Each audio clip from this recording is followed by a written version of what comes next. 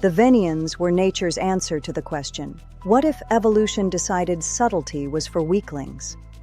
8 feet tall, naturally armored, and possessing bone density that would make a rhinoceros jealous. In their rigid galactic hierarchy, humans fell somewhere between decorative houseplants and particularly clever pets. Mobile jelly and fancy clothes, essentially, which made Kira Chen's arrival all the more amusing to the locals.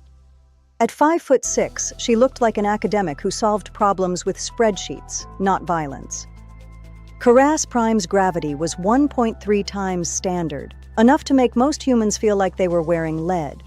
Yet Kira ascended the diplomatic stairs with unhurried ease. The Imperial complex was built on a simple principle: intimidate first, function second, comfort never. Thex Vankar, a scarred Venian giant, waited within. "You're smaller than your files suggested," he rumbled. He preferred direct communication, the kind that usually ended in conquest. Kira didn't break. She spoke of efficiency. She spoke of resource depletion and stagnant growth, problems they couldn't simply hit until they stopped moving. For the first time, the predators found their pride wounded. Humanity had done its homework. The diplomatic dance had only just begun. Karas Prime, a world where architecture isn't built, it is carved as a challenge to gravity itself.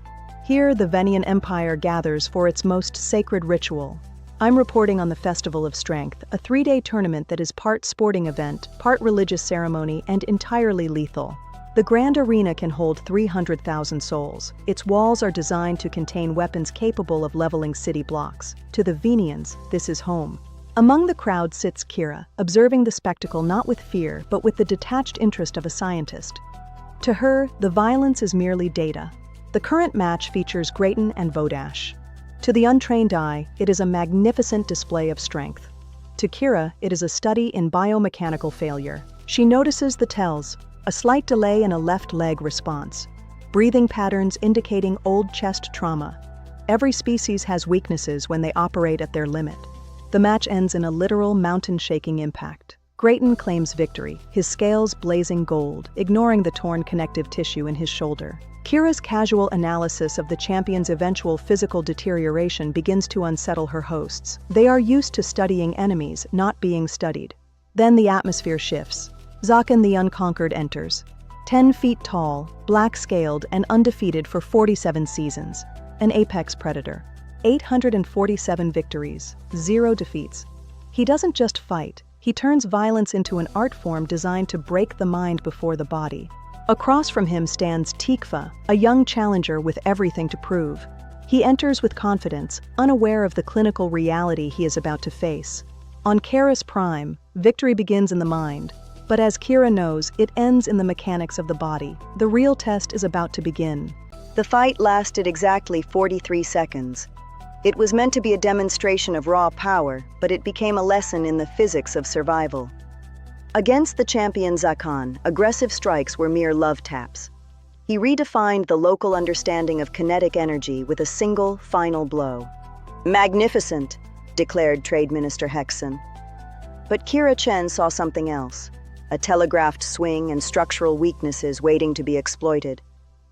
"Power isn't everything," Kira observed. "Venian physiology has structural weaknesses. Rigid armor creates stress points. A high center of gravity creates vulnerability." Then the malfunction. A combat stimulant overdose triggered a psychotic break. The champion no longer recognized the difference between sport and warfare. Arena security moved to intercept, but they were trying to stop a volcanic eruption with stern words. The situation had spiraled beyond their control. "Someone needs to do something," Hexon pleaded. Kira agreed. She shed the restraint of protocol for the fluid precision of science. She didn't match him for power. She didn't have to. She moved beneath his swing, targeting the precise junction behind his knee. 6 seconds.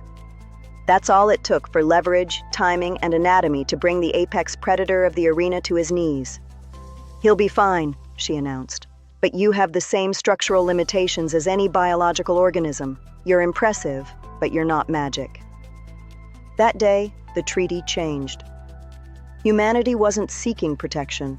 They were offering a partnership of intelligence, creativity, and the strength of the mind.